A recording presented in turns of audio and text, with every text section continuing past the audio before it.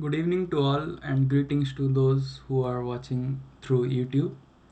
So today I have started the class right on time, and this is the I have also started the recording for the class. Hi. I don't want to delay the start of the class by even a little bit, because for those who will miss it can always watch it back in YouTube. So without any further ado, I would like to first start the class by introducing myself. I can see two participants joining this session who were not present in the last class. So maybe I will share my screen and introduce myself first.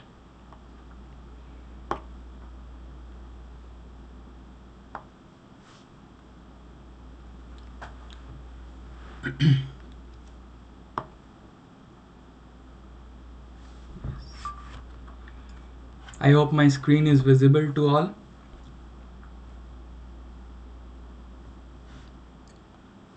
Now, this is my personal web page where you can find all details about me.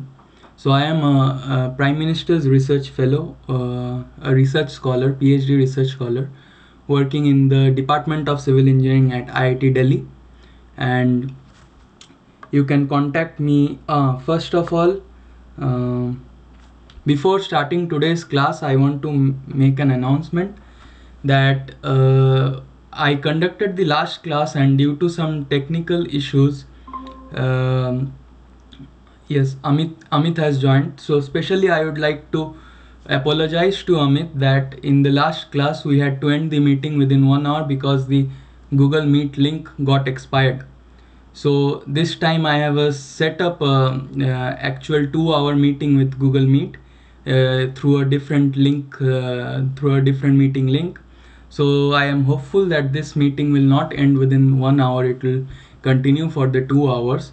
However, if there is any issue, any problem, if the meeting is ended abruptly, you can always email me at this email ID, banerjeesharanya@gmail.com. So if you have any if the meeting ends abruptly or anything happens, you can directly email me and I will get back to you as soon as possible. So these are my contact details through which you can contact me. I am currently at Toyohashi University of Technology in Japan, where I am conducting research for 6 months through a fellowship called the Suzuki Foundation Fellowship from Japan. And otherwise, I am a PhD scholar at IIT Delhi under the supervision of Professor Vasant Matsagar and Professor Deepti Ranjan Sahu. I have received a few awards during my PhD, including the Suzuki Foundation Fellowship, through which I have come to Japan for 6 months of research stay. And other than that, Prime Minister's Research Fellowship is always there. These are the few publications that I have been managed to publish during my PhD and my master's. My research areas are, although completely different, I research in the domain of structural dynamics, vibration control devices such as seismic isolation devices, tune mass dampers. I research in the domain of multi-hazard engineering, including earthquake engineering and wind engineering. However, these are not at all related to this course, but as always, as I said in the previous class as well, that the basic understanding of matrix method of structural engineering will be required in all these research topics. So this was a brief introduction from my end. Now, first I would like to ask for the introduction from the participants who have joined this meeting, and once we have introduced ourselves, and then we can continue with the class.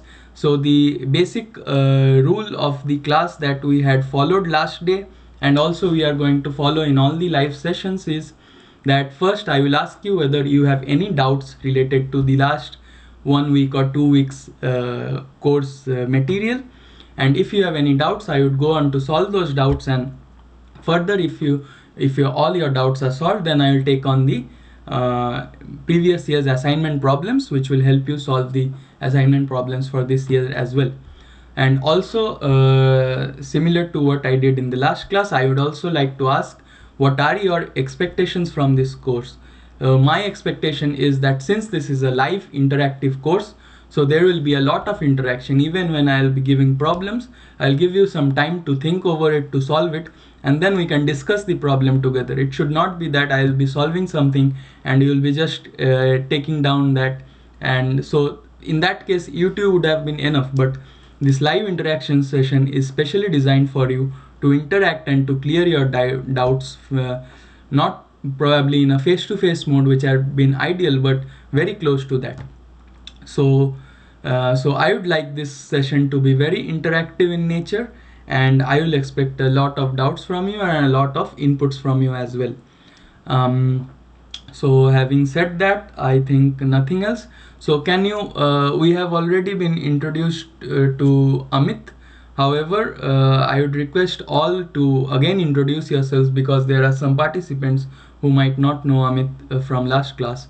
And so please kindly one by one introduce yourselves, and please say that what are your expectations from this course. Thank you. Good evening, Mr. Banerjee. This is Prabhakar from Bangalore. I'm a working professional having 26 years of experience in structural design. I Wow. mean, working in oil and gas field. I'm working in a company called Worley. Okay. For Okay. last 26, 27 years, I'm working in Bangalore itself. I worked in Mm-hmm. three, four companies, Chemtex, ESR, now Mm-hmm. presently in Worley. Mm-hmm. Uh, just Very, out very of good to know. curiosity, I joined Yeah. this course because I think after Mhm. working 26 years, I need to brush up my basics, man. Out of curiosity, nothing else. Okay, so Okay. what are the latest things in the in the academics at least? Okay, so we Okay. used to see just practical experience and working with some softwares tools. So I think I've forgotten all some basics. Okay, Okay. so Okay. just to brush up my basics, I just Ah, entered this course. very. Man, I Yeah. yes. Yeah. Yeah. Please go ahead. Yeah. No, accidentally I just got this link, so I'm central. Then I was just going through that link. Then I thought, okay, let me try one of the a couple of course. At least it will Mhm. be helpful for me. At least Yeah. I can recall my basics at least. So that is the uh, whole Yeah. thing of this Sure. course, Mr. Mm. Banerjee. Okay. Yes. Hope you don't mind if I'm asking some stupid questions. Okay, that's what you No, can no, expect from not me. not at all, not at all. Okay. I'll be very Okay. happy to like answer any questions. No Fine. question Thanks. stupid at all. Yeah. Okay. So. Thanks, Mr. Banerjee. Thanks. Yeah, yeah. Thank you for joining this session. And so, do you have any specific expectations from this live session? Because you also get the course lecture videos, I guess, right? You also have seen Yes, the yes, lecture yes, videos. yes, yes, yes. Yeah. We got that. So okay, probably. I mean, Yes. well, the So, due course probably I may come up with some questions, but as of now, huh, no. I mean, okay, okay. No, no problem at only all. thing last week, Yeah. I don't know. I mean, last week course, do we have any link for that? Because I missed last week's Oh, interaction last week's session. interaction. Yes, we had a 1 hour interactive session last week, which is present in YouTube. Hmm? And okay, so okay, I may share the link of the same with you right now. Just Sure, give sure. me a minute or so. I will share it in the chat box. Probably during the course, I may be correlating the actual practical design, what software using, how it is, how they have developed that, how it is linked to this basics of this analysis. So I'll be coming up with those type of questions. Yes, yes, yes, sure. That is also the aim of the course, that how you can go on from solving simple beam problems to finally big structures. So Okay. Thanks, Mr. Banerjee. yeah, Thanks. I have copied the link of the Got it. last week's Got it. session in the chat Got it. box. Yeah, Thanks. Thanks. sure. Yes. Thank you for your kind introduction. Now I would ask the next person to please introduce himself.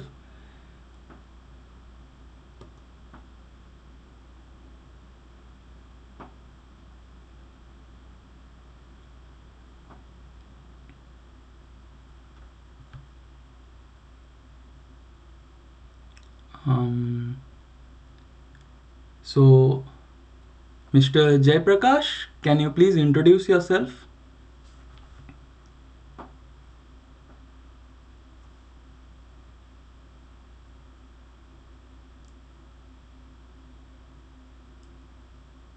Maybe there is some issue with the microphone or something. So Amit, I would request you to also introduce yourself once, because the participants who are not present in the last class may not know you. Sir, my name is Amit Raj.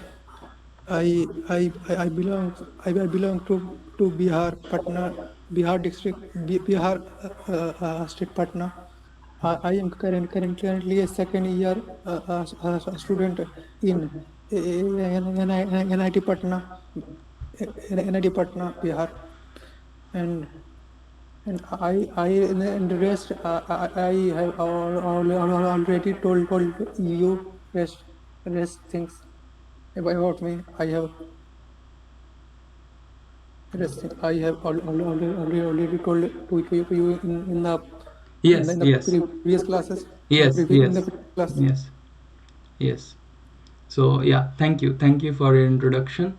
And then, if Mr. Jaiprakash, you don't have anything to say, then we will proceed further. Okay. Sir, please proceed, sir. Yeah. Okay, okay, okay. And so this class. So I would first like to ask that, are there any specific questions from the last week course? Otherwise, we had finished at some point in the last week's interactive session. I would continue from that point. There was one question raised by Amit, which I was explaining. I couldn't complete explaining that question, so I would complete that. Then, if there are no further questions, I will go on with the previous year's assignment solving. So, are there any questions from the last week course? Mr. Banerjee, if you Yes. don't mind, I mean, there is some stiffness equation, that is 4EI by L or 3I by L. I mean, from where we got that? So basics, if you can, I think it Ah, has come from bending equations, if I'm correct. I don't remember exactly how it has okay. come. Yes, yes. Okay, okay, okay. Okay, Not today, at then. least in the next class, if you can't. Yes, no problem. At least I would do that in this class or in the next class, any class. I will definitely take up that. No problem. Sure. No. Hmm. Because we are directly going to that 4EI by L and 3I by L. We are not going into that how it has come. Probably it has come from that basic bending equation and Hmm. radius Hmm. of curvature, everything. So I don't remember that. If you Okay. can just touch upon that subject, that will be great. Sure, sure, sure. Yeah. Okay. Hmm. And any questions from Amit or Jay Prakash? No, sir. Ah, okay. Okay, so let's start this class first. So first of all, I would like to um, complete our discussion from the last interactive session, where majorly Amit was interacting with me and he had some questions, and I was trying to solve those questions for Amit. So I would continue from that point. Then first I would like to complete the previous year's question of week 1. Then there are some questions of week 2. Then if we get time in this class, I would revise all the derivations of the equations for that different stiffness coefficients for the structure for different kind of deflection, and deflection in terms of, say, direct deflection or rotation. So I would touch upon that, but I think that requires a little bit of derivation, so it will take a lot of time. So I am not sure whether I could cover that in this class, but in next class I would definitely start with that point, from that point. So let's start this class first. I will share my screen. mm, yeah, I hope my screen is visible. Yes. And then, so this was where we left off in last class. So in last class, primarily the most important question that Amit raised is that he is currently in his second year of his undergraduate studies, and he cannot relate that how can we solve how can we analyze structures like say big structures like Burj Khalifa or any bridge or any real kind of structures with whatever we are studying now. So how is that related to the analysis of real life structures? So I'm happy to see that we already have a professional here who is working in the industry for 26 years. So maybe you can also interact among yourselves. You can give us your inputs on how these things happen. But to the best of my understanding, I had tried to explain to Amit first that how a simple arch bridge can be simplified to a simply supported beam. So his question was what is the meaning of static indeterminacy and kinematic indeterminacy?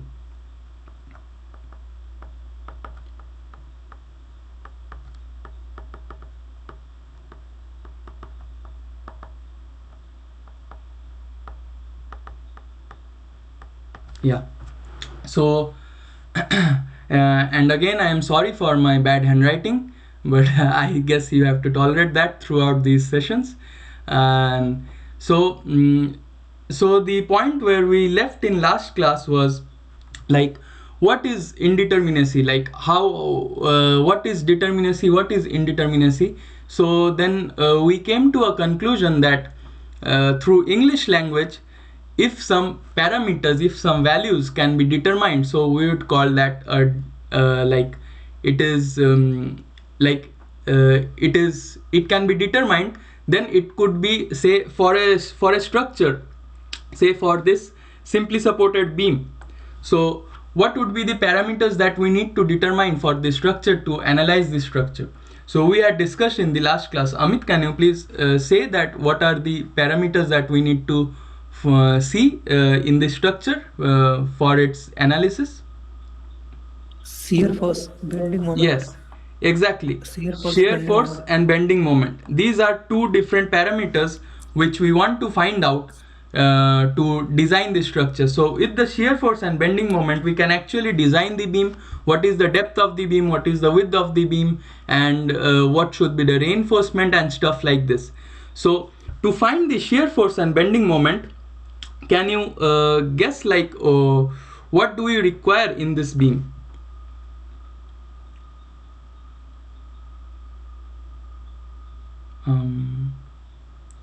Like to find the shear force and bending moment of this beam, so say initially say we have a load on this beam like this. Support reactions. Support Yes, reactions. yes, exactly.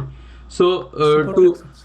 to find the shear force and bending moment of this beam, we would actually require the support reactions, Support reactions.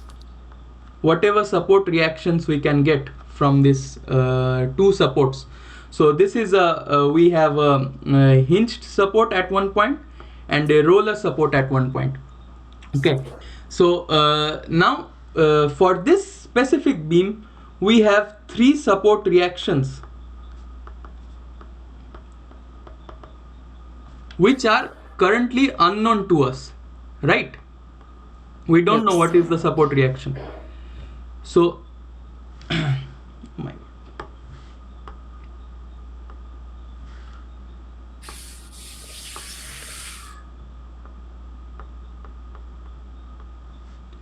yeah. So so to find these support reactions, we know what is the load on the beam and we know what is the length of the beam, say. So to find these support reactions, what can we use to obtain these support reactions from basic mechanics? What will we use? Static equilibrium Yes, exactly. equation. Static equilibrium equation. Yes, exactly. Equation of Static would static be like equilibrium. a redundant term, say equilibrium equations itself, right? So we have to have the equilibrium equations, we have to maintain the equilibrium of this beam to find these three support reactions. So now how many equilibrium equations do we have for this beam? 3 for 2D. Yeah, 3 for for 2D. this 2D beam we And have 6 three equilibrium equations that are two forces in the x direction force and the y direction force. If and we one say this is moment. x and this is y, we have the x direction force and the y direction force, and we also have moment at any point to be 0. So these are the three equilibrium equations that we have. Now from basic algebra we have three equations and three unknowns. So what is like, we have three equations, three unknowns. So is the shear force and bending moment for this structure could be determined? Can it be determined? Yes. Yes, Yes. this will be determined. Like we can determine the shear force and bending moment for this structure. So if this is determined, so now the static indeterminacy of the structure is 1 is sorry, I'm very sorry, static indeterminacy is 0 for the structure. Let's say static here. Static indeterminacy is 0. Why? Because we can determine each and every unknown support reaction for this structure, and we can actually solve the shear force and bending moment of this beam. So this is what basically static indeterminacy means, right? So this is about static indeterminacy. Now what is kinematic indeterminacy? So what are the so shear force and bending moment were important for the say structure to find its say cross section and those things. However, there is also another important thing that we want to know in structures is like what is the deflection. Like we have certain limits of deflection. We cannot allow the structure to deflect as extensively as possible. Otherwise what we can do is like instead of using concrete we can use plastic, maybe some strong plastic. So plastic will never break, but it will deflect a lot, but we don't want that deflection, right? So deflection is also another important parameter in the structure which we need to find for different scenarios. So the deflection is like now most importantly what we are basically trying to find is what is the deflections at the two different joints, right? So this is basically termed as the kinematic indeterminacy.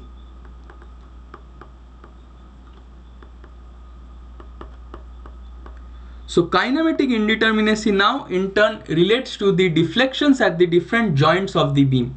So beam or different joints of the frame or truss kind of structure. So now in this simply supported beam, let me draw this again.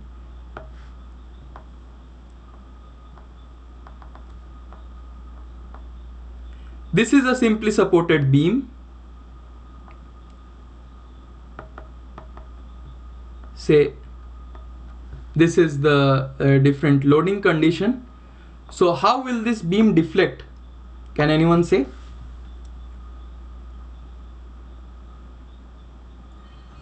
It's a parabolic. In vertical.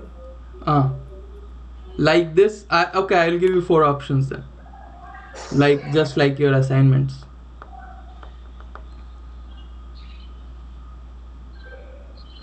You have this option.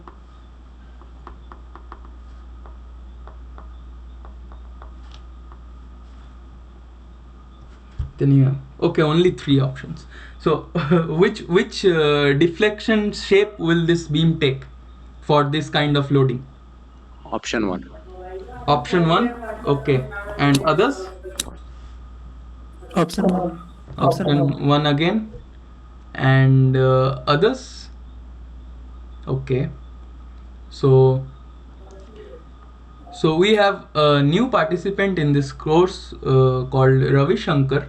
His name is Ravi Shankar. So Ravi, can you please introduce yourself for the other participants and me as well?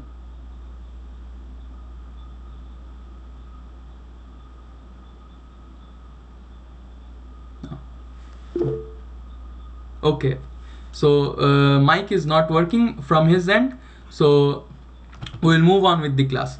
So now the correct answer is, yeah, of course, the option A. So why option B is not the correct answer? What is different in option A and option B? It is joint. Deflection is not occurring in our option Yes, two. yes, yes. It So joint so in deflection is all not the occurring. three options, yeah, thank you. So in all the three options, we have seen that the deflection is 0 in all the three, in both the joints.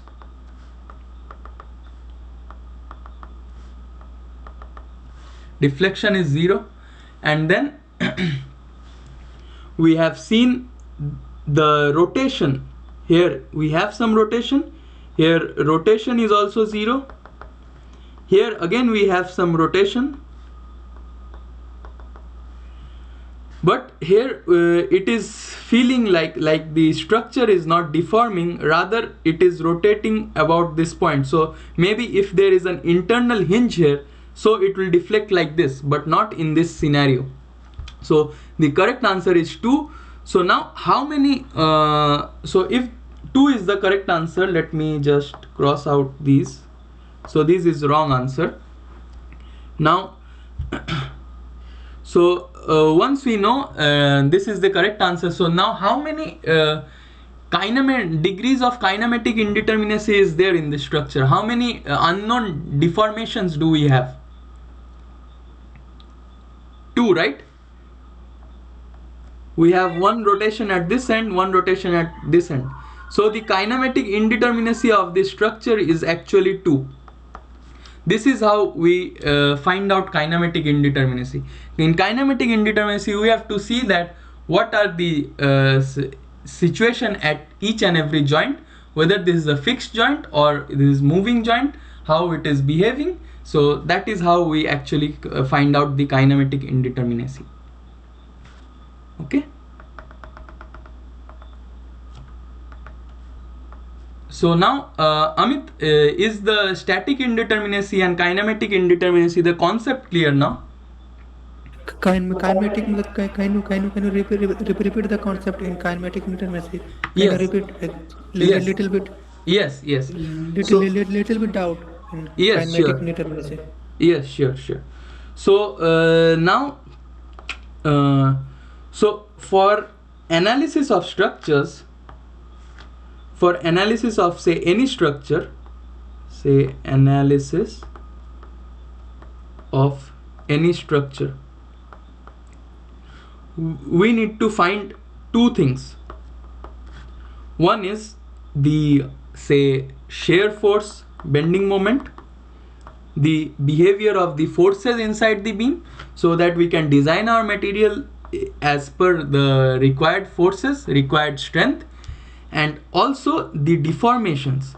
The deformations are important because say if even our slab doesn't fall off, say we are standing on a two-story structure and we are standing on the second story on the top of the roof.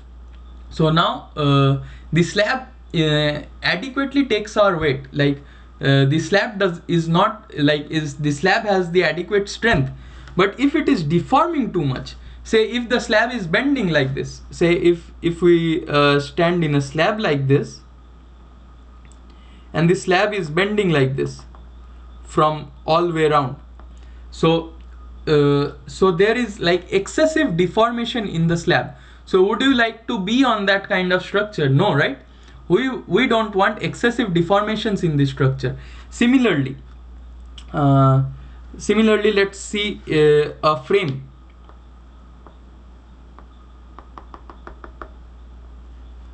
Say this is the side view of a building that we have.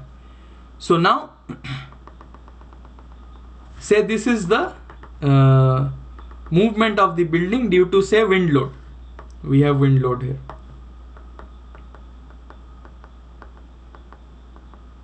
We have wind load here, and this is the deformation of the structure due to the wind load.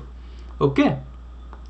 So now if the structure is deformed by such a long distance, do we feel safe to live inside that structure?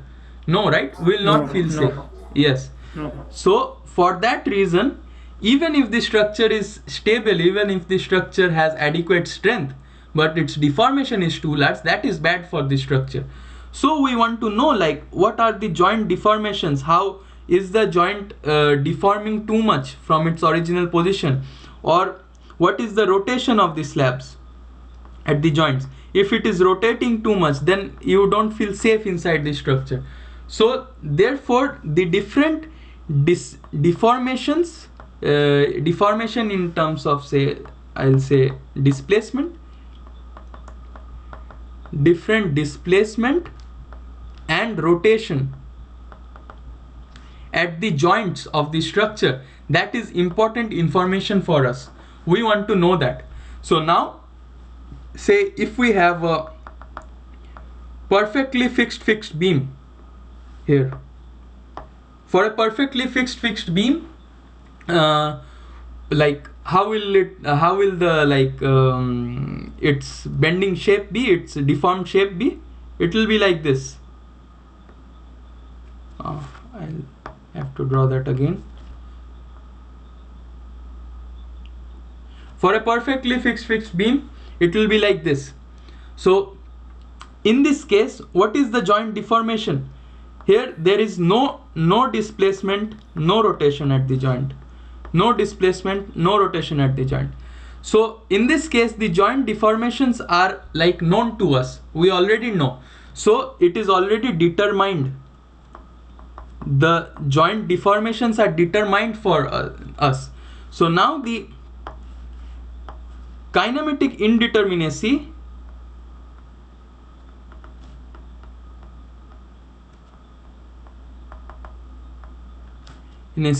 for this structure would be 0, because we already know the joint at both the ends of the beam. We already know that deformation here is 0, rotation here is 0, deformation here is 0, rotation here is 0. So now for the simply supported beam that we had, we have two deformations which we don't know, that is the rotation at the two ends. So the kinematic indeterminacy for this structure would be 2, right? So static indeterminacy actually deals with the what are the unknown forces in the structure, unknown reaction forces, whether that could be determined from the current scenario. And kinematic indeterminacy actually means that what are the unknown displacement in the structure. So unknown displacement cannot be easily determined. You have to know you have to go one step ahead to find out the kinematic indeterminacy. Like, you cannot only use the equilibrium equations to find the kinematic indeterminacy of the structure, because equilibrium is already maintained in the structure, but the structure can be deformed in any way, right? So to find the deformation of the structure, you need some additional equations, and there comes the different constitutive relations between the forces and the deformation. You already know the forces, you find the deformation from the material of the structure, from the stiffness of the structure. So now for but however, like say for this structure, for this fixed beam, we already know that the deformation at both the ends is 0. So the kinematic indeterminacy of the structure is 0. We don't need to find any deformation for the structure. But for in terms of static indeterminacy, what would be the, say, static indeterminacy for this structure? Can you guess?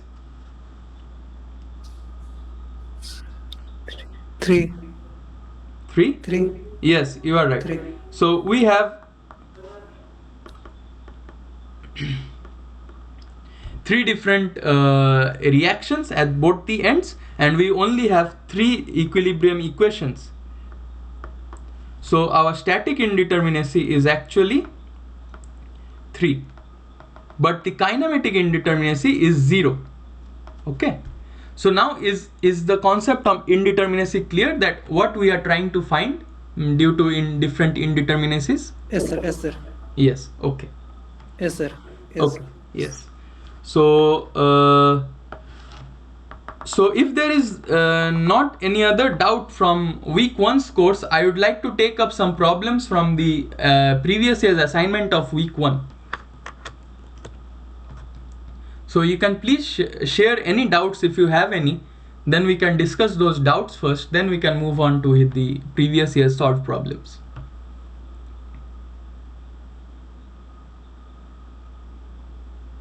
So yeah, somebody has, yeah. Is there any reason why we call it as a kinematic? I mean, because it doesn't involve the force. I mean, is there any why it is called kinematic? Kinematic is actually okay. So as far as I remember, we had a subject in physics in school. The name of this subject was kinematics. I think everybody remembers the name of the subject. And there, what we actually learned from that subject was the different Newton's laws of motion. Right? So the Newton's laws of motion, basically, obviously from the name of the law itself, it deals with motion. So what is motion? Motion is first displacement, then velocity, and acceleration. These three, and there is more. Like it does not stop there. There is also jerk, the third order term. But like we'll not go there. I'll just remove this part. So basically, motion can be defined using the displacement, velocity, and acceleration of the structure. So I am not like 100% sure, but I guess the term kinematic indeterminacy comes from this, that what would be the different indeterminate factors of the motion of the structure. Now this course is actually matrix methods in structural engineering, is a static analysis course. So here we do not consider any time varying loads. I guess here everybody is accustomed with the difference between a static analysis and dynamic analysis. If you are interested, then I would briefly like tell the difference between both, if it is okay. Otherwise, if all knows, there is no point in wasting any time. We can move on. So anyone wants to like revise the concept of what is static analysis and what is dynamic analysis? Because I guess in second year, where Amit is okay, Ravi Shankar has asked yes, and Amit also, I guess he is not accustomed with dynamic analysis yet, because he is just in the second year of his undergraduate degree. So okay, so let's say we have a structure like this. So in this structure, how this structure behaves over time. Say we have some dead loads and live loads on this structure. We are very well accustomed to that. I'm sorry, like for some of the participants this might be a little bit boring, but I would like to explain from the basics to whoever is following. Go ahead. I can understand that. Yeah. So we have the different dead loads and live loads on the structure, and how does this dead load and live load vary? Once you build the structure, the change of this dead load, is it too much? Like, does it change every second? Does it change every minute? No, right? So we have certain dead loads on the structure which are not changing with time, right? Even the live loads on the structure, are actually not changing with time, because we don't move the closets in our room, tables, chairs, and that too, those are not very heavy as compared to the dead load. So we don't move the locations of those things time to time. Even ourselves, when we walk, we do not impose such a load on the structure, because a slab may be say 100 times more in mass than our body mass. So the dead load and live load of the structure is actually a kind of static load. Why static load? Because it does not change with time. But however, just imagine an earthquake comes to the structure. or say a strong, this is a representation of a static wind load, but say this wind load is changing its value with time. Say a strong cyclone hits the structure. So what will happen? The structure will actually vibrate. So there will be certain acceleration of the structure, say x double dot. There will be certain velocity of the structure, x dot.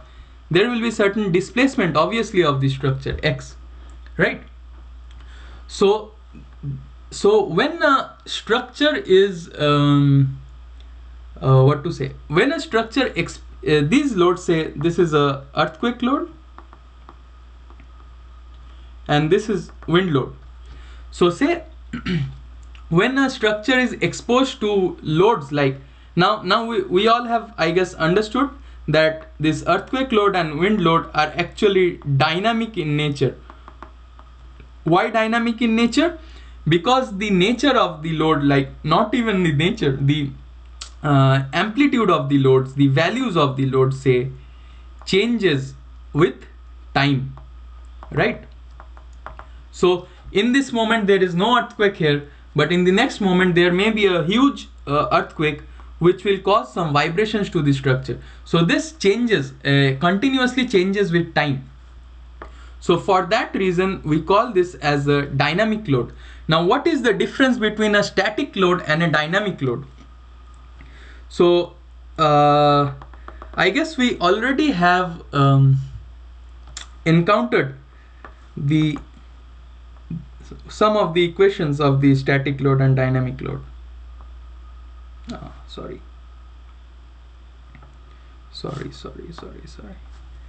The basic example that I can give is, say, not P, I would rather prefer F. So this is a bar, say, and it is pulled with force F. Now this pull is very slow in nature.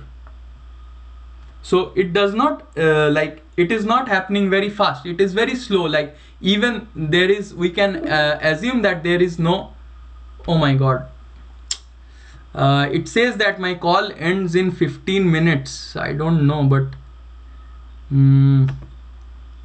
I'm sorry to like interrupt the class, but last time also this happened. The call ended in 15 minutes and we lost the meeting due to that. But I already checked, but it should not happen. Oh my god. So let's have a backup plan. I will paste a meeting link in this in the chat box. If the call ends in 15 minutes, we'll join that meeting, right? I'm extremely sorry for the disturbance, but I don't know why.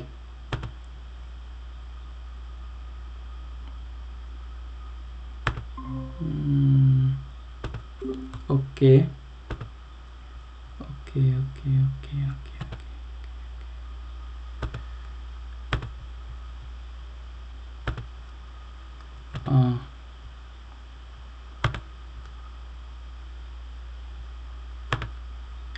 Yes, I have pasted a meeting link in the chat box.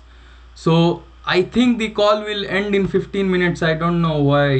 Maybe from the next time I can do the meetings in Microsoft Teams. But in Google Meet there are some serious problems.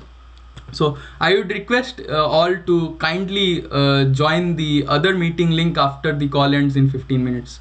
I'm really sorry for the disturbance, but I don't know, this will happen, I think. So anyways, let's move forward with our discussion. Now if the force F is applied to the structure very slowly, okay, so in that case, what is the equation of the force and say the displacement here? Okay, so let us simplify the problem to a further extent.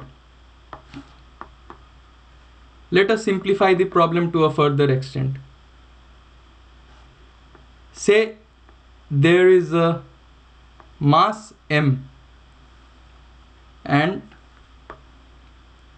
this is attached to a stiffness, say K, and the force is acting like this. Okay, so I want to know that what would be this displacement x.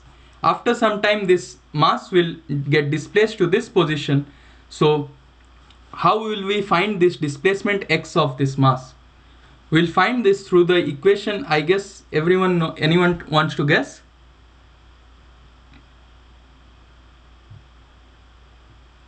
Any guesses? There is a mass which is attached to one spring, and then we apply a force F to that mass, and it gets displaced by x. So what is the value of x? It is something multiplied with stiffness. Yes. So this force is actually stiffness into x, K into x. This is actually the equation that you are studying all along in the matrix method. Minus sign, sir. So minus sign, with minus sign. With With minus minus sign. Why with minus sign? Because deformation will take place. Because deformation will take place in opposite direction of force. You consider these directions of the force and deformation. Now will this be in with minus sign? Yes. Okay, so no, actually it will not be with minus sign. The reason, Storing force, storing force. Storing force will be in opposite direction of deformation. Storing force. So Okay. that's why I am saying. Okay, restoring force will be in the opposite direction of deformation. Okay, that is correct. But like you see, this is the force F which is applied to the mass. If this F is taking this mass this side, like if this F is applied like this, and this like the deformation will also be in this direction, right? So now say we give a minus sign here. Okay, so now it means that if I give a positive, say plus 10 Newton force here, that will mean that the deformation will be in the opposite direction. If we find x equals to say F by K, so you are saying that there should be minus sign. So if we give a positive 10 Newton force here, our x will go in the opposite direction. But will that be the case? No, right? So minus sign will not be there. You can even visualize this, that if you give a positive 10 Newton force downwards, your mass will come downwards. Is it clear? Yes, sir. Okay. Yes. Okay. Even if you see the free body diagram of the spring, I think you are talking about that. So here the force is actually acting in this direction. This force is acting in the outside direction. It is a tensile force. So there will be elongation of x in the spring. Okay. Okay. Yes. Okay. So the equation to solve this x is F equals to kx. Now what is the basic assumption of this equation? Sorry, I'm very sorry. What is the basic assumption of this equation? The assumption is that F is very slow. F is not dynamic in nature. F is static. So whenever we do matrix analysis, matrix methods in structural engineering, whatever study you will do in this course, everything will deal with this equation. I guess you have already been accustomed to this equation. This is the force matrix, this is the stiffness matrix, this is the displacement matrix or the deformation matrix, right? You have already been accustomed to this equation, and this basically comes from one spring element also, and this can also make up one real structure, like you were saying the last day, that Burj Khalifa. So in static analysis, this is the only equation of equation which will be utilized to find the different um, deformation in the structure. However, if say, now let's consider this is the mass now, and here a time changing force is applied. Why time changing force? Say I apply it very fast, like extremely fast. So if you apply a force very fast, say what is happening in the last case is you are applying a 10 Newton force, okay, constantly, like this, okay. You have started applying in 0 seconds, you are applying it for 10 seconds, and it is constant. But now you are not applying it constantly, you are giving it a very high speed force. So what is happening? Maybe you have started from 0 second, maybe, okay,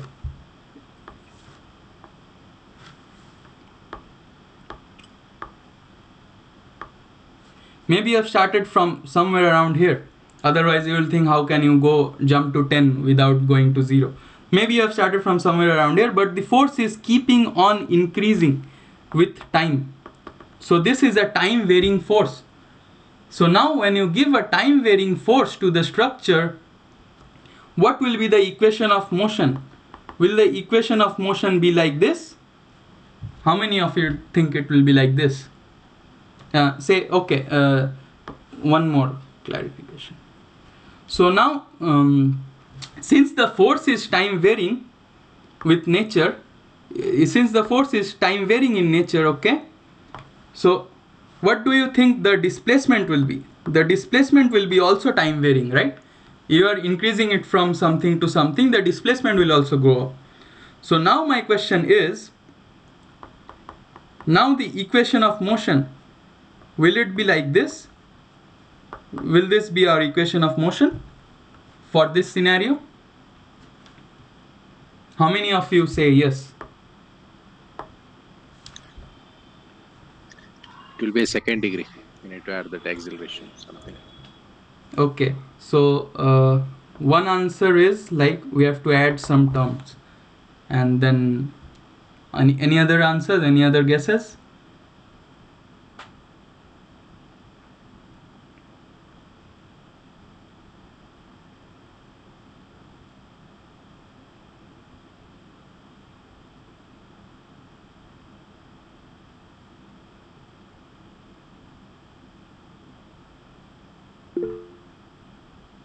Velocity and acceleration. So Ravi Shankar has told that we have to add velocity and acceleration to this. Okay. Okay. So now, okay, we still have 5 minutes for the meeting, but I think it is better that we join the next meeting. I am very sorry for the inconvenience, but I would request all to like join the new meeting in the link. Can you please join the new meeting in the link? Sure. Yes. You need to just click on that link. That's all.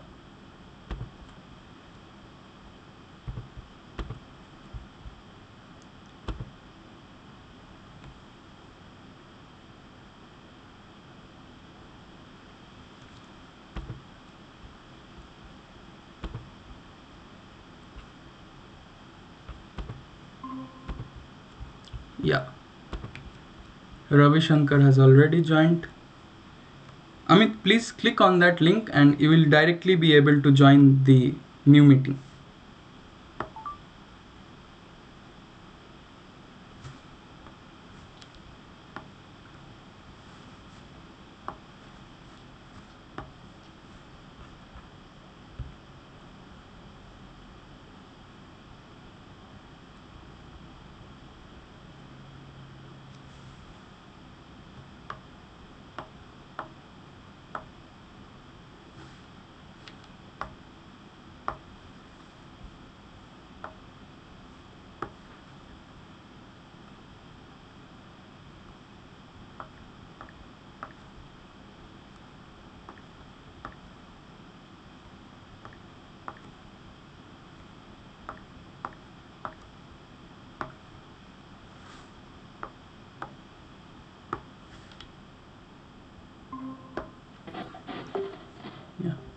Amit has also joined the new meeting in the link. Yeah. And Mr. Prabhakar has also joined.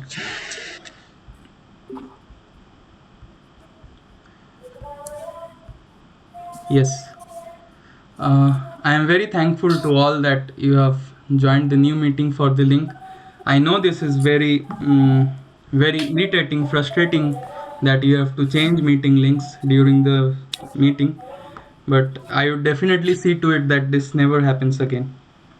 I'm really sorry for that. So, let's continue with this discussion. So, yes, for the dynamic situation, in the dynamic situation, your material does not behave like this. So, what is happening actually in this case is the spring in the static scenario, this spring in the static scenario, oh, I don't want to like overwrite and waste the notes. I have to upload it in the Google Drive. Anyways, I think you can see this spring, right? This spring in the static scenario, it is only reacting to the displacement of the structure, to the x. Why? Because you are displacing it so slowly that the velocity terms and the acceleration terms of the spring are almost zero. So it does not give any resistance to the velocity and the displacement, velocity and the acceleration, sorry. So now in the dynamic scenario, the equation for this same motion would be like this.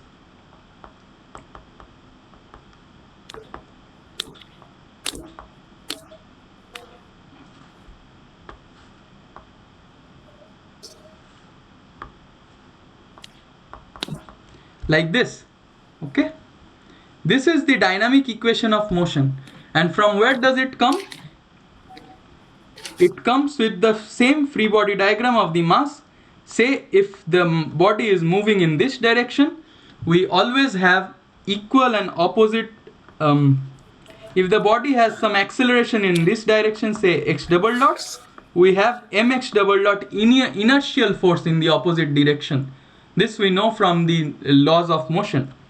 Then uh, if the spring is being stretched in this direction, say by x, we have a spring force of kx in the opposite direction. And also for the velocity, we have a damping force in the opposite direction. I would not go very deep into this, but for the moment here, I just wanted to explain that when there is dynamic situation, when there is a dynamic scenario, your restoring force or your force will be then related to the mass of the structure, the damping of the structure, and the stiffness of the structure. And instead, in static in scenarios, you are only bothered with the stiffness of the structure. Okay, this is the basic difference between the dynamic and static loading scenarios. And here we started this discussion with kinematics. So kinematics actually deals with everything: displacement, velocity, acceleration. Now for a dynamic kind of loading, on our displacements will not be the only one, only deformations which we will be worried about. We will also be worried about the velocity and acceleration. So the kinematic indeterminacy. I hope I have cleared a little bit of doubts and maybe produce some more doubts within you. Yeah.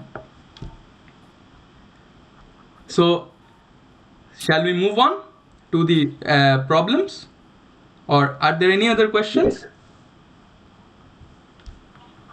No, no. No other Sir, questions. sir, Yes. can you tell something about internal indeterminacy in the Huh. internal indeterminacy? Okay. Internal. Mm-hmm. As we know, the determinacy is of two types: Yes. internal and external. Yes. So Yes. Yes. if external, we can find out with the help of simple equilibrium equation, like ds equal to total number of unknown dx minus number of equilibrium equation. But Yes. how to find internal indeterminacy? Internal. Yes. Yes, very good question. So, to answer this question, I would I would start with one of the problems that I had planned to take up in the last class itself, is this problem. Again, sorry for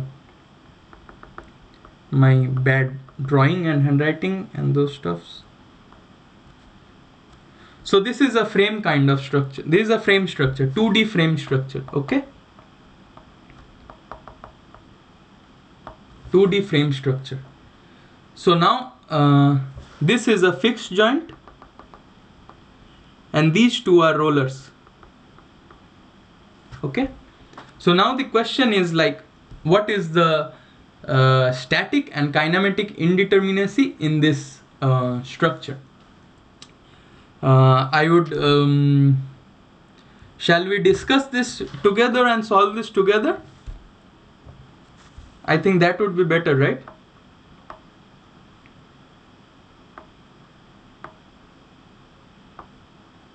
Let's solve this together.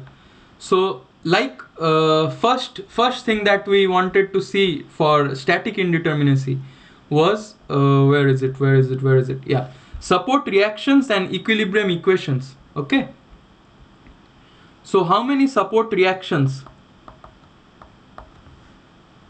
and how many equilibrium equations? Let's start with support reactions. How many support reactions are there? Any answers? Five. Five support Five. reactions, right? How five support reactions? Here is the two direction forces and moment in one direction. Roller only one direction force, only one direction force. So these are the five support reactions. Okay. How many equilibrium equations for a 2D frame? Three.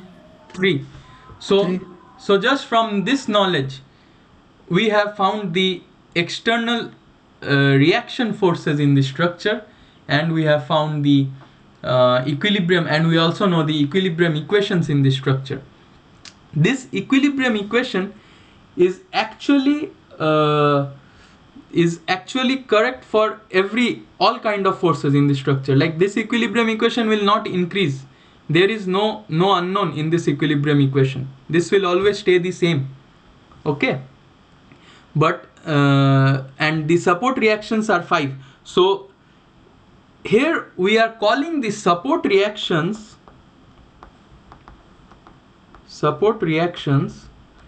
are actually the external forces to the structure, right? Some kind of external forces.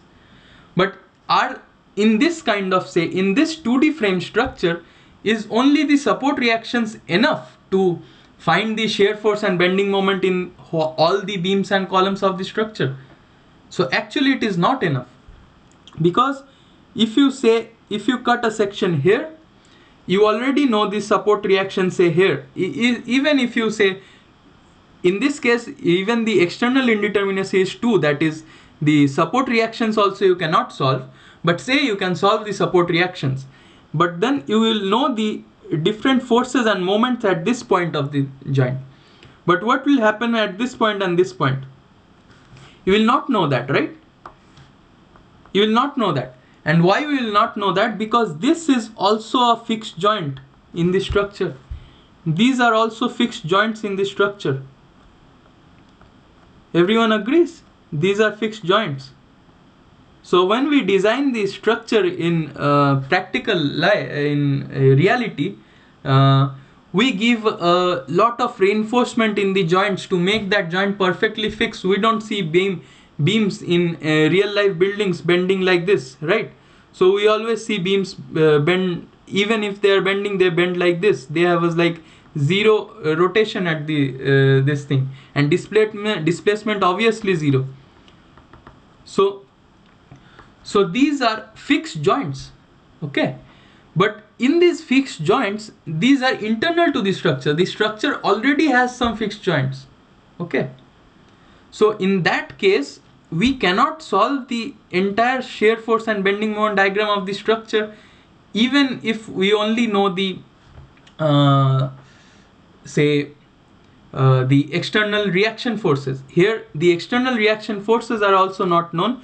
So in that case, if we say these are the internal joints, say the internal reactions of the structure, say these are the internal reaction and these are the support reaction, which are also called the external reaction. So what is the external indeterminacy of the structure? Yeah.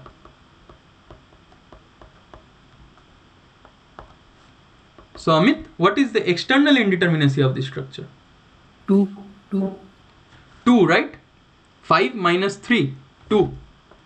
So the structure has second order external indeterminacy, that is we require two more equations to find the external reaction forces to the structure. And also there are several internal indeterminacy. Now what are the rules to find the indeterminacy? There is the closed loop rule, which is already discussed in class. I think you all might be knowing that. There is the rule of closed loop. So how many closed loops you have like this in the frame structure, you have to find the internal indeterminacy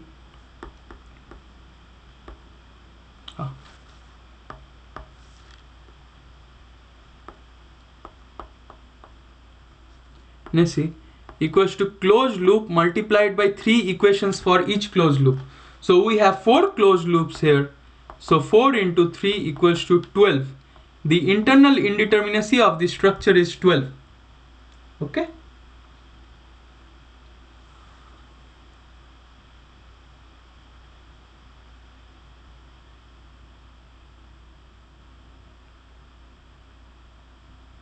I think it is not clear. So let me go further. So this joint, I think this is also discussed in class maybe, but let's discuss it again. So I am just taking this joint from the structure. Okay. I am taking this joint here. So in this joint, say you know the support reactions of this fixed joint.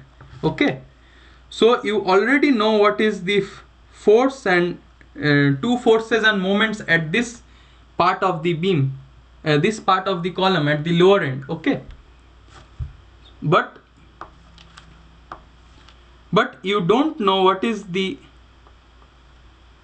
forces and deformation at this part of the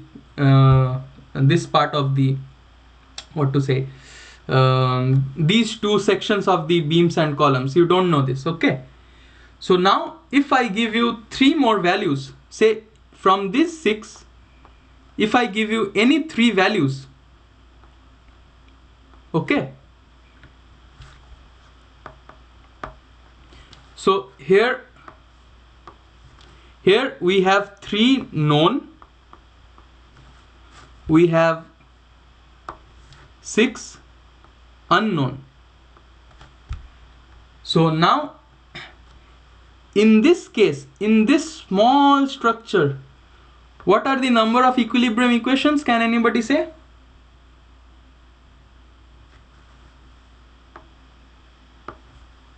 Number of equilibrium equations? That remains same, 3. 3. Yes, exactly. So we have 6 unknown minus 3 which are already known minus 3 which are the equilibrium equations. So we have 3 degree of indeterminacy in this joint. Okay. So if we add 3, we already get this joint and we can solve this beam, these two beams. Okay, this beam and this beam, we can already solve them if we get 3 more forces. So similarly, if you go on joint by joint, you will see for each closed loop you will only require three additional forces to find the different shear force and to find the different reaction forces. Okay. So now to find the internal indeterminacy, we just multiplied the closed loop into 3 and we find it 12. So what is the answer of static indeterminacy in this case? In this case, static indeterminacy, I don't know why I am writing again and again indeterminacy, because you don't even understand the handwriting. So external plus internal. We have external how many? We have external 2 from here. We have internal how many? We have internal 12 from here. So we have total static indeterminacy of 14 in this structure. Is this clear? Yes, sir. Yes. Yes. So now is the idea clear of internal and external indeterminacy? Yes. Okay. Yes.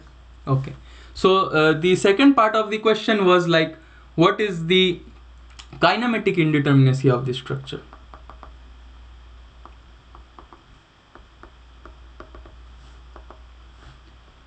This is the structure. What is the kinematic indeterminacy? I would give you like 1 minute to think and you can answer.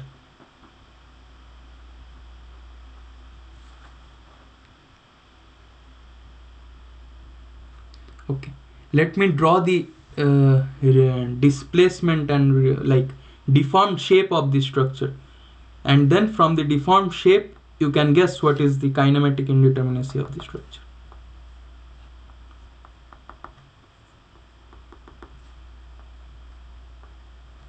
This is the primary structure we have. Let me draw the deformed shape.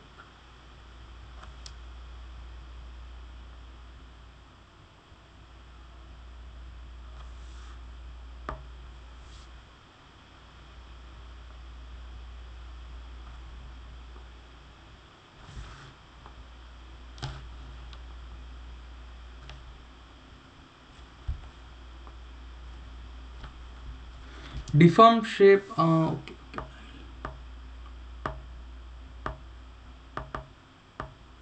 Not like this, I would like to.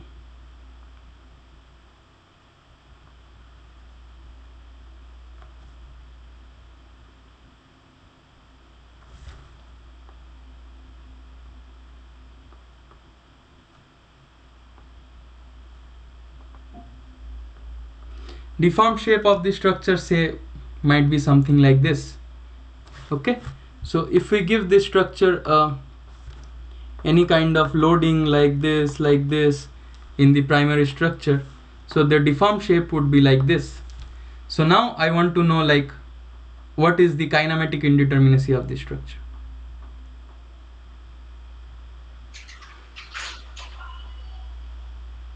Do you have an answer here? Is it 25? 25. Okay, we have got one answer. uh, okay, also there is one additional information here, and the additional information is that you It should be don't. 31, not 25. Sorry, it should be 31. 31. Okay, okay, yeah, you are correct, but like partially correct because I have not given the additional information here. Please ignore the axial deformation.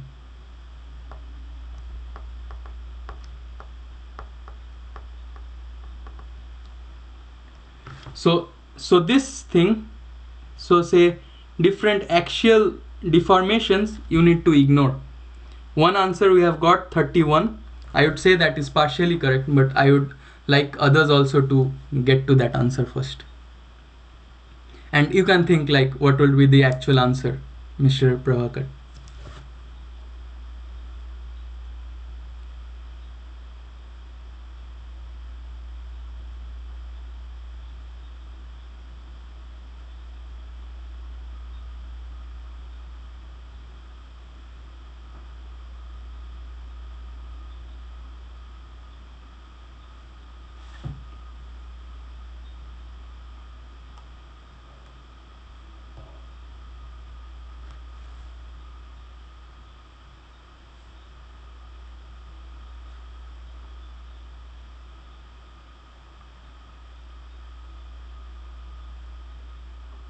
Okay, first see how we get 31. Okay, we have how many kinematic indeterminacy here? 0. Is it okay? There is no rotation, no deformation at this point. Kinematic indeterminacy is 0. But here we have rotation and also displacement in one direction. So we have 2 kinematic indeterminacy. 2 here as well. Okay? And at each joint, how many joints are there? 1, 2, 3, 4, 5, 6, 7, 8, 9. We have 9 joints. In each 9 joints, how many deformation is possible? 1 sideways, 1 above, 1 rotation. 9 into 3. And plus we have 2 here and 2 here. Plus 2 comes the answer of 31. Degree of kinematic indeterminacy is 31. But now we have to ignore the axial deformations.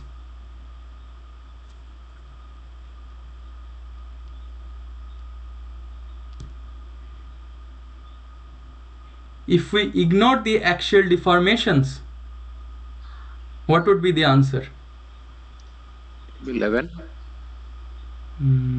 11, like means final When you answer say 11. axial deformation, are you ignoring the beam and column, only support axial movement what you're talking? No, Ignoring. axial deformation means say each member of this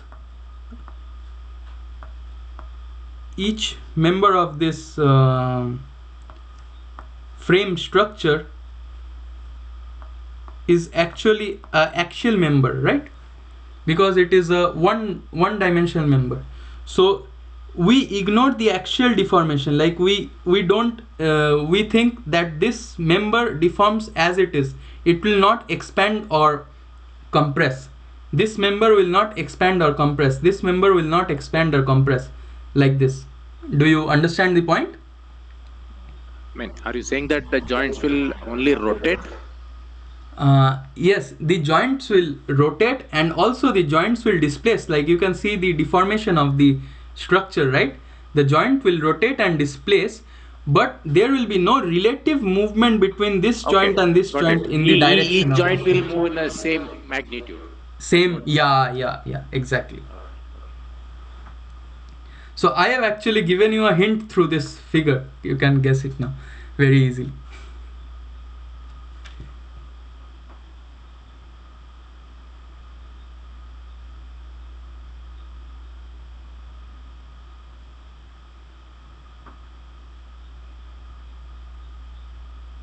Any more answers? Is it 13? 13, the final answer you are saying? Yes, if you ignore the axial deformations. Okay. And I will take some other answers from others. No answers? So now the answer actually is 16. Okay, Ravi Shankar also at the same time answered it 16. So answer will be 16 because you have how many members in this column, in this frame? 1, 2, 1, 2, 3, 4, 5, 6, 7, 8, 9, 10, 11, 12, 13, 14, 15.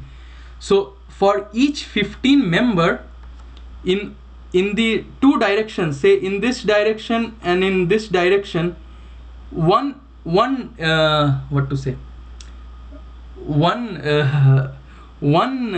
value will be enough to say the deformation in this direction, in the axial direction, because there is no relative motion. So we can just reduce the total number of members from the earlier found indeterminacy, and we can find the answer of 16. I am sure it is not clear. I will explain again. So you see here if we only take this member number 10, okay? So member number 10, how many degrees of indeterminacy did we consider? while finding out the first answer, we considered 6 degrees of indeterminacy. Okay, six degrees of indeterminacy, 3 in this side, 3 in this side. Okay, but now we know that, okay, very important this part, now we know that this and this is same because there is no axial deformation. So how many can we subtract now? We can subtract 1. So like this, for each member we can subtract 1. Okay, so therefore we can subtract 15 members from the total indeterminacy to find the final answer of 16. Is it clear now?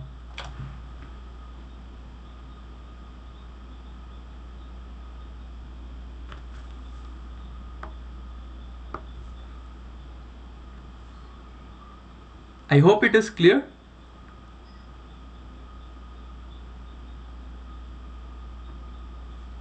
Yes, no, absolutely not. Ravi Shankar, for Ravi Shankar it was even clear earlier also, he gave the answer. Thank you, Ravi Shankar. So is it clear? Yes, sir. Yes. Yes, it is clear. uh, so I'll move on then. I hope this is clear. So this was and through this problem we also explained what is the internal indeterminacy and what is the external indeterminacy, right, Amit? So I think that is also clear. Yes, sir.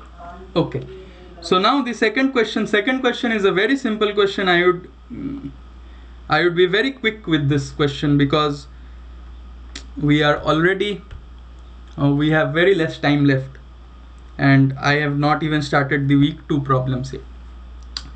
So very quickly, what is the degree of indeterminacy, degree of static indeterminacy in this case? This is a beam. This is a beam. We have roller supports here, fixed supports here, and we have like hinges in between in these spans. Very quickly we will find out the answer that what is the degree of static indeterminacy for this case. 2. 2, yeah, very good. 2. Yeah, so everybody, yeah. So why 2? 2 because like how many reactions here? 3, 3, 1, 1. So we have 8 reactions. How many equilibrium equations we have? We have 3 equilibrium equations. How many extra equilibrium equations we have? From these 3 internal hinges we have 3 more, so which gives us 2. Very good, very quick, thank you very much. Now we have got one frame problem, one beam problem, so why not a truss problem?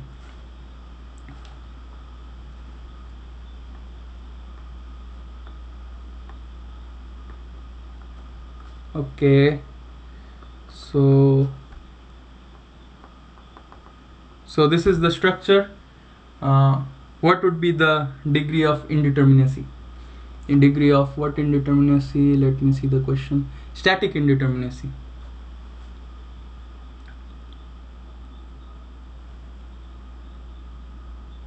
Yeah.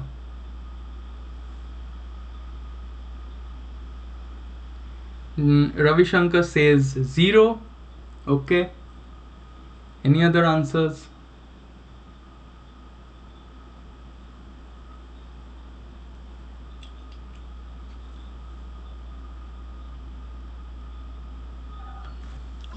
I think it is not matching M plus R 2J.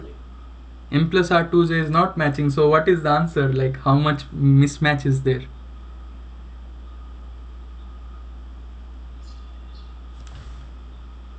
One, two, three, four, 5, 6, 7, 8. 8 members. How many joints? 1, 2, 3, 4, 5. Any other joints? No other joints. 5 joints only.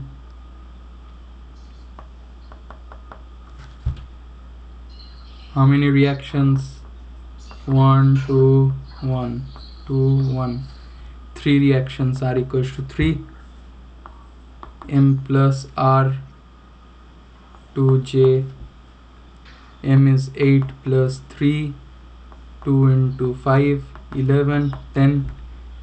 So the degree of indeterminacy is actually m plus r minus 2j, 8 plus 3 minus 2j, 11 minus 10. Answer is 1. So the degree of indeterminacy in the structure is 1. And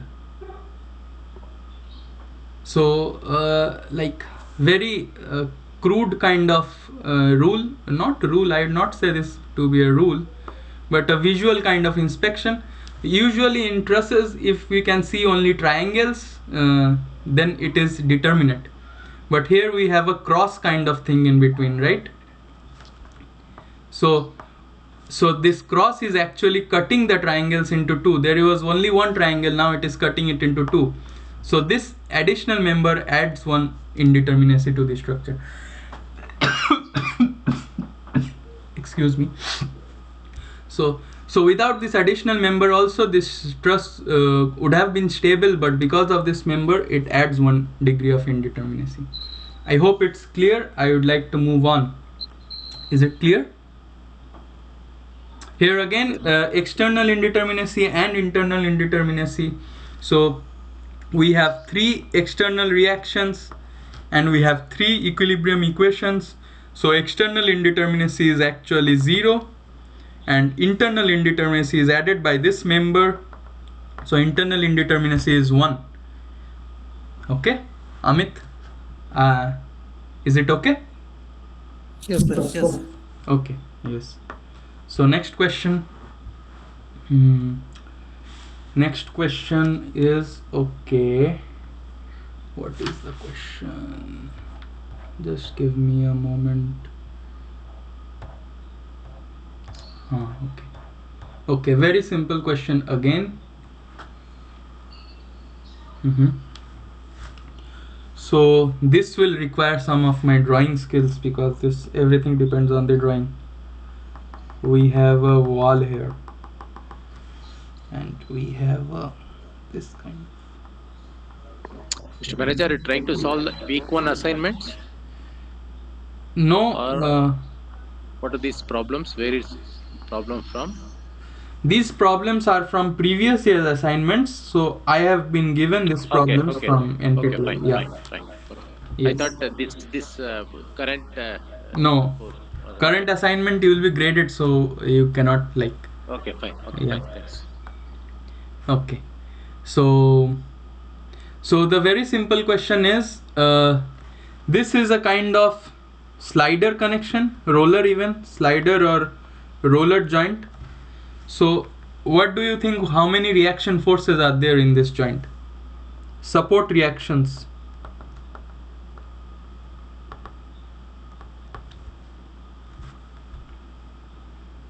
Any answers? 2. 2. Yeah, you are correct. So one support reaction is like this, which is common in rollers, but also you can see that if the roller tries to rotate like this, since there is a fixed joint over here, there will be resistance from these rollers. So there are 2 support reactions in this case. Okay, so very good. Next question.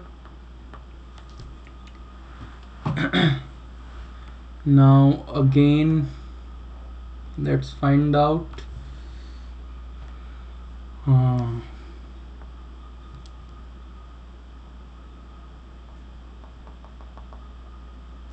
So because there is slightly less time, so I'm going a little bit fast. If you find it too fast, then you please stop in between, okay? And I will again slow down whenever I feel that this requires more understanding from your end.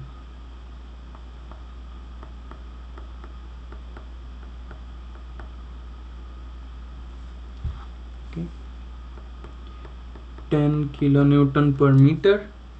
This is UDL. I hope everybody knows the full form of UDL.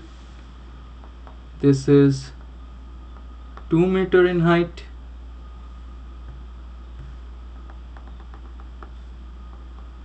this is 2 meter,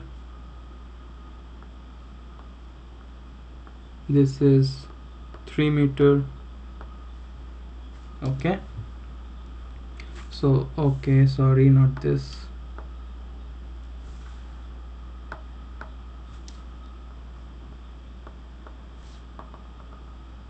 This is 3 meter. So the question is horizontal reaction at A. Horizontal reaction at A. So let me see what is ABC. This is A, this is B, this is C. We want horizontal reaction at A. Answers, please.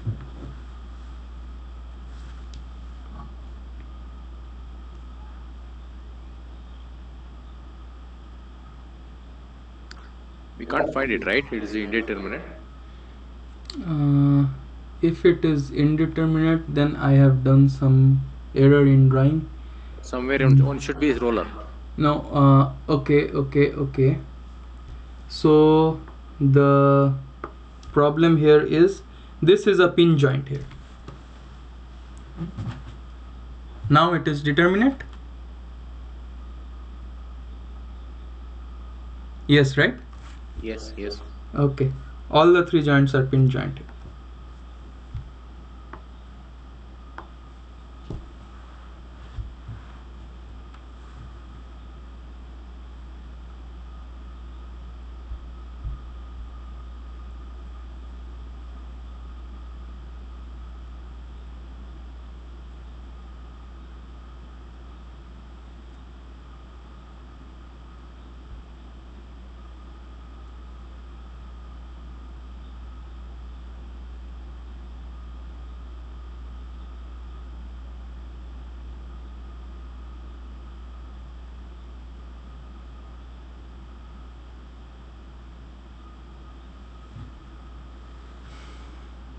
Is it 15? 15, yeah. 15 is the correct answer. Yeah, 15 kilonewton is the correct answer. If everybody finds this answer, then it will be good. I'll not have to do this problem, but again I'll have to do otherwise.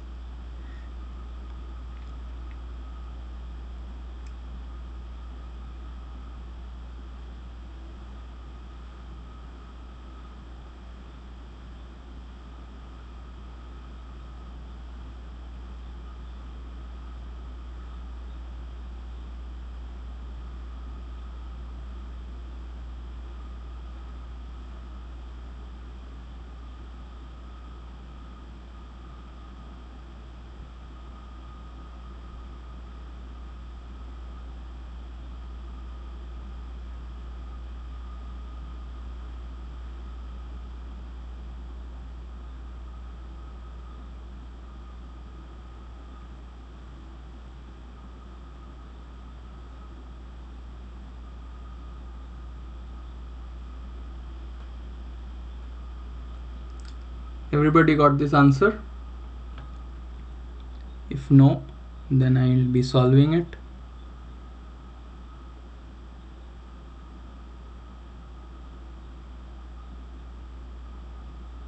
Ravi Shankar has already got. Amit?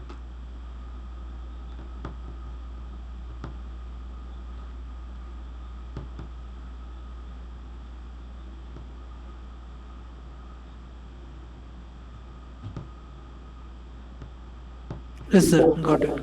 Got it. 15. Okay. Then okay, some people will see in YouTube, so I'll have to solve it. Please tell the steps one by one what you have done. I'll just write down. Anyone? First you have to take the horizontal force and the vertical force and the moment equals to 0. So from which point, what steps did you solve first? Sigma m0 for BC. Take moment about B. Moment about B 0. Okay, MB equals to 0. So what do we get here? We get, if we say this AX, this is AY, this is similarly CX, CY, and BX, BY. If we take moment about B0, we get how much?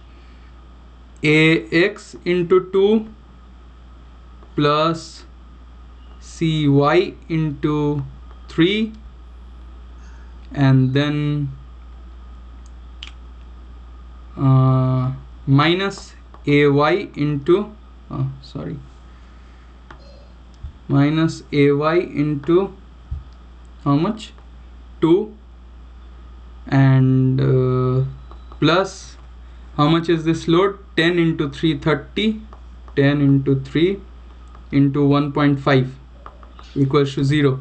So we have found a relation between AX, CY, AY. So again, CY and AY we can find through the vertical reaction. Vertical reaction, AY plus CY equals to 10 into 3, 30 meter. Okay, and then through Fx we can find actually that Ax equals to minus Cx. So we have 3 equations unknowns, 3 I think, 3 or 4 unknowns, 3 unknowns, but I think we can solve this problem, and then the final answer is 15. I don't want to spend time in the intermediate steps. So final Ax equals to 15 kilonewton. Okay, this is kilonewton, right? Yes, kilonewton. Okay, next problem. I think this is done for all. Yeah. So next problem, what do we have here?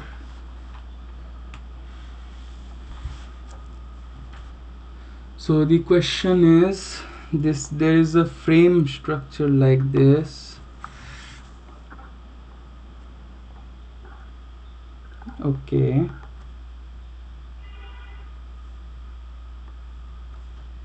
And then there is a pin joint like this. Okay. So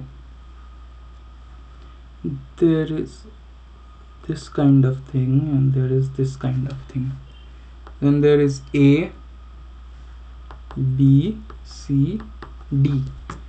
And the question is, the following structure has fixed joint at A and pin at B and D. So B and D we have pins, we have fixed at A, and C is also a rigid joint. Okay, so now choose the correct option regarding the following structure. Structure is determinate. So is this structure determinate? Structure is okay. First option is structure is determinate.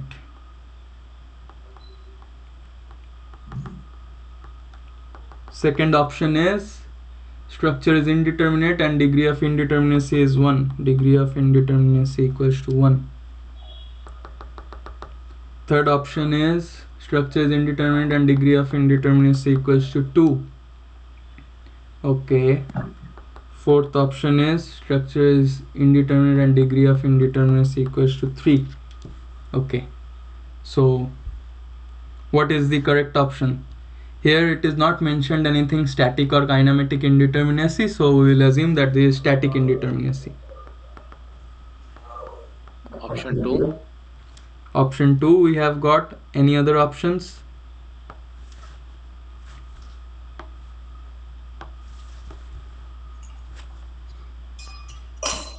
Amit?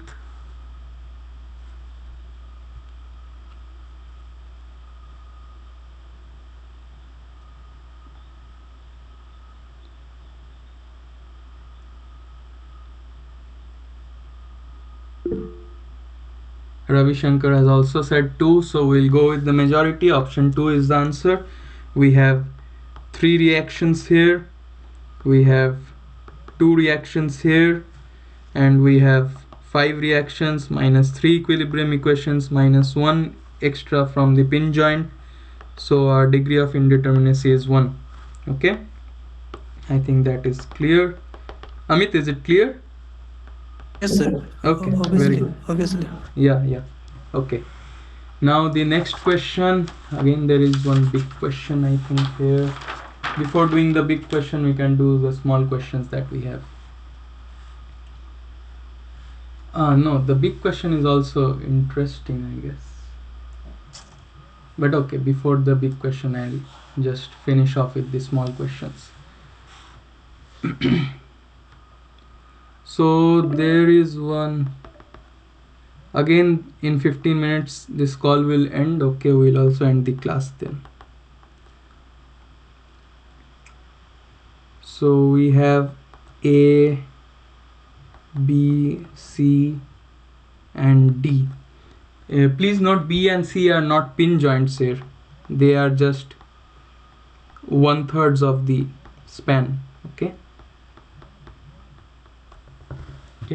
This is the problem. Now it is said that the following propped cantilever beam. This is a propped cantilever beam. I hope everybody knows. This is a propped cantilever beam. So the following propped cantilever beam is subjected to two different load cases. In the first case, 10 kilonewton load is applied at point B. So first case, 10 kilonewton load is applied at point B, and the deformation at point C is noted to be 2 millimeter. 2 millimeter deformation here. Okay. In the second case, there is one more case. 50 kilonewton load is applied here, and so the question should be, what is the deformation at point B? Deformation at point B.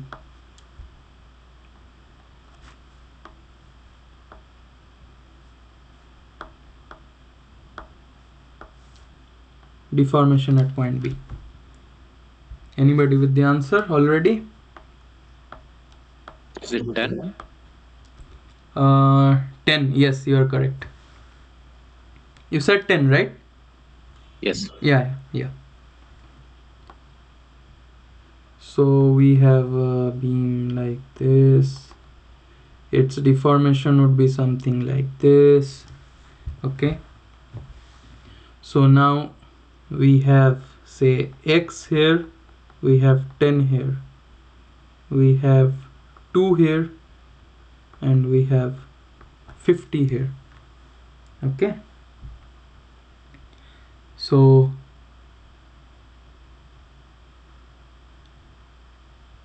okay. So what does Maxwell's reciprocal theorem says? Since this is a linear structure, very important, linear structure, so deformation caused here, say this is B, this is C, deformation at okay. So do you want to like try first, or shall I go on with the answer? I think I can go on with the answer, right? Okay. Is that okay for everybody?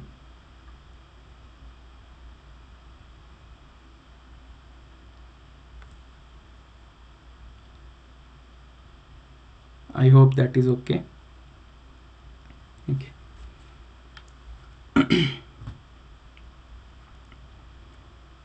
So from Maxwell's reciprocal theorem, we know that this into this equals to this into this. Okay, another color. This into this.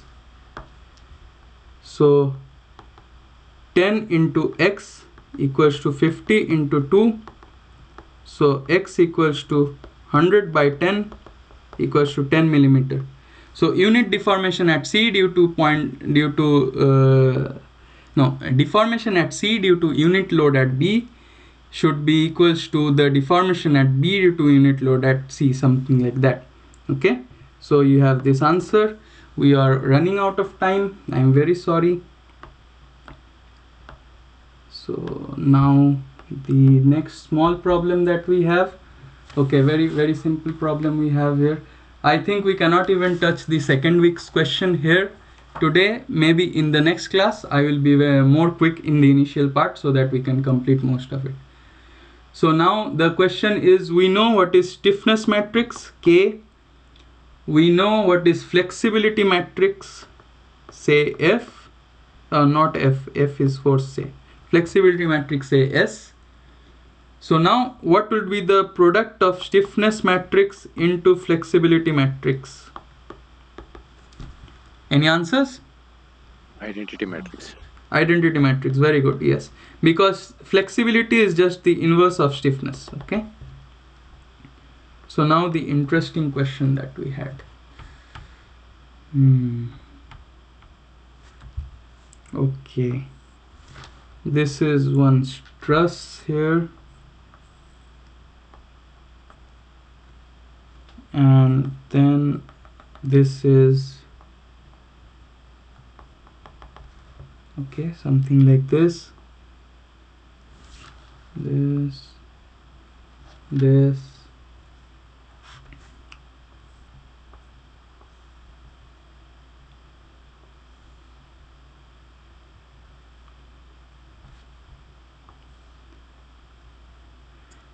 The question is number of zero force member in the following truss. In this truss, what are the number of zero force members?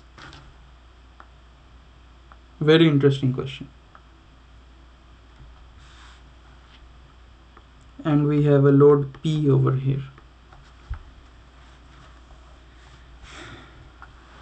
So in this truss, what are the number of zero force members?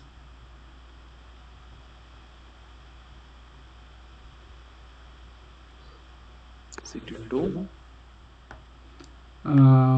First option. Oh no, 2 is not even in the options. I'm sorry, very sorry. First option is 4, 6, 8, 12.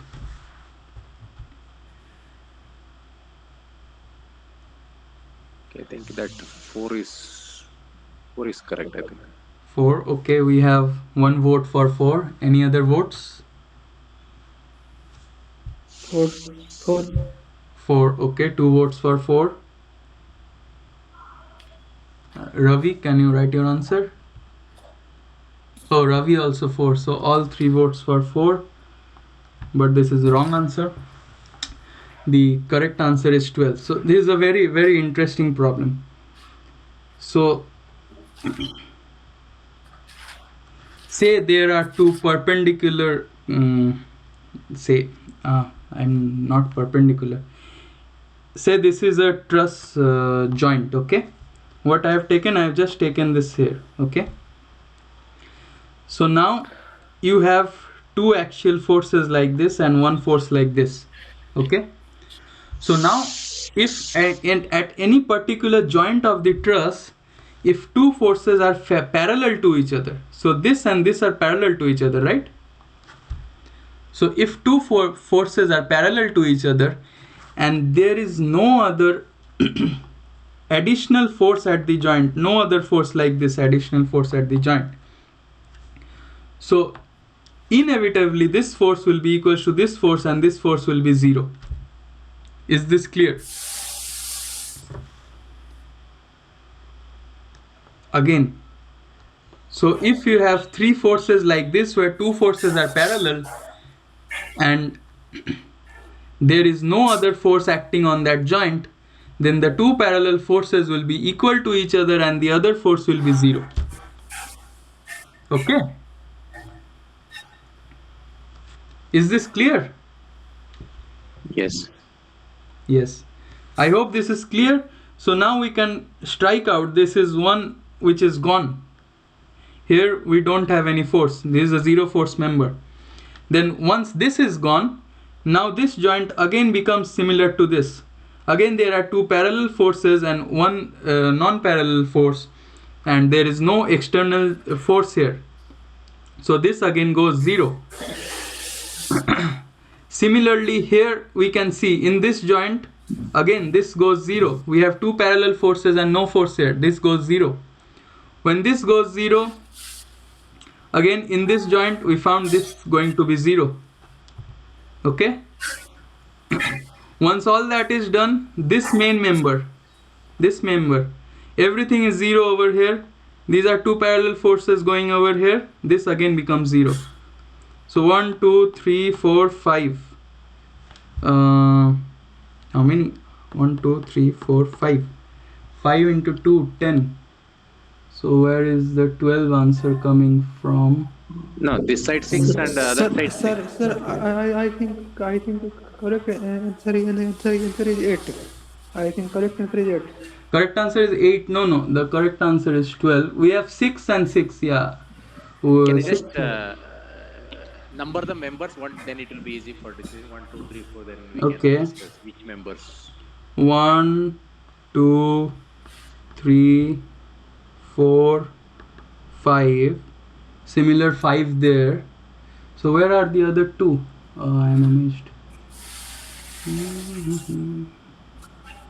Have I missed any member? I think I have missed a member.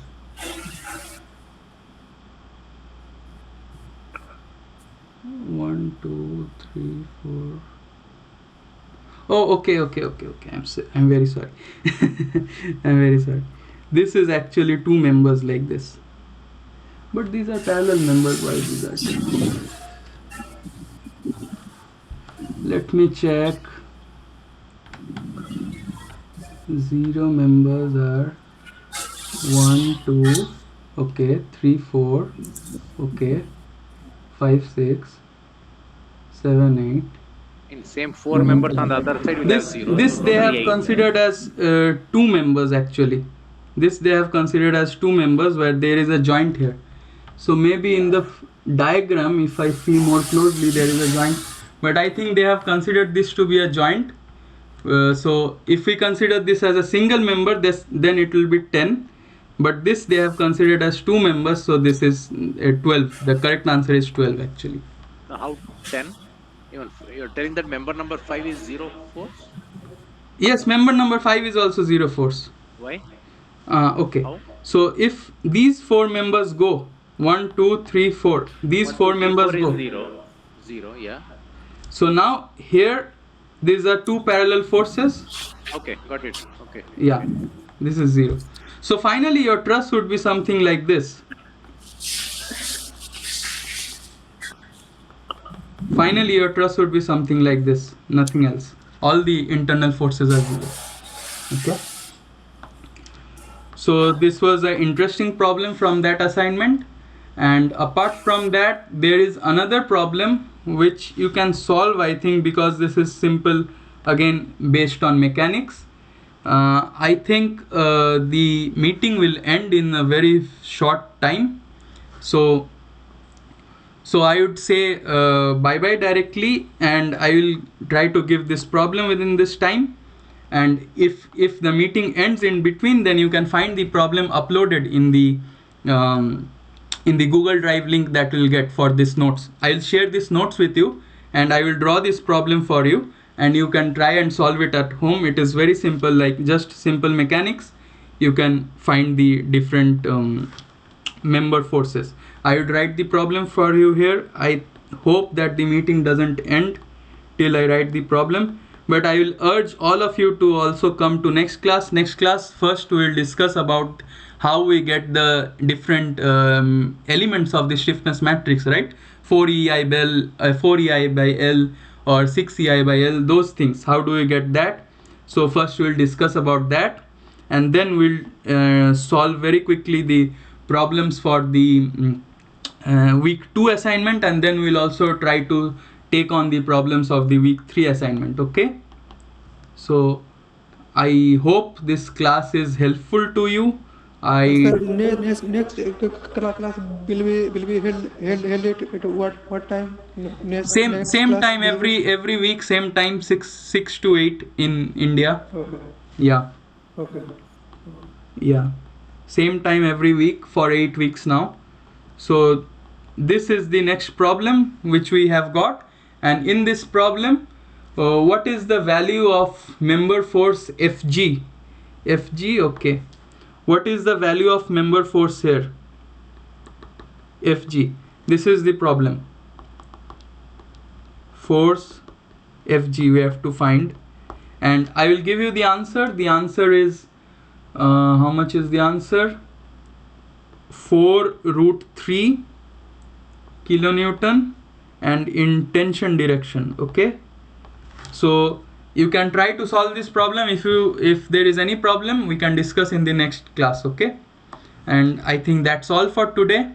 So okay, the meeting has already ended.